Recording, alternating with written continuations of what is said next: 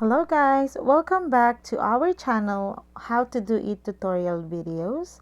So in this video, I'm going to show you how to fix your account has been flagged for potential abuse on ChatGPT. So the first method you can try is to go to your Chrome and then just click the three dots at the top right corner and then select settings and click site settings. So in here, just tap the all sites and then find the ChatGPT. So just scroll down until you find it and then click that one, and you will see here delete data and reset permission. Just go ahead and click that one.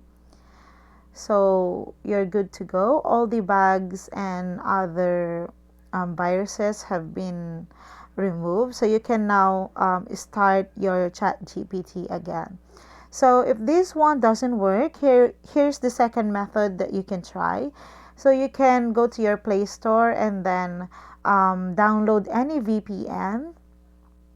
So once you're done downloading it, just go ahead and open that one and then click the proceed with ads and whatever. So as you can see here, we have already opened the VPN. Just tap in the fastest location. So in here, just find any free locations you can have. So for example, I'll be choosing the Singapore because this one is for free. And then connection request, just tap OK.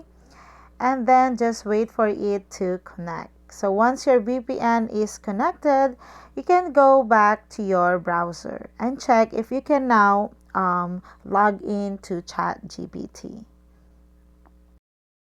There you go. So our ChatGPT is now working. You can just go ahead and log in to this one.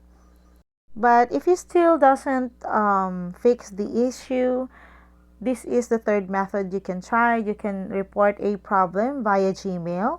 So just type in this support at openai.com, and then for the subject, you can type in account recovery, and then type in your message that you're not being able to log into your ChatGPT account. Please help recover my account. Thank you. And then hit the send button. So just wait for a day or a week before they will fix the issue.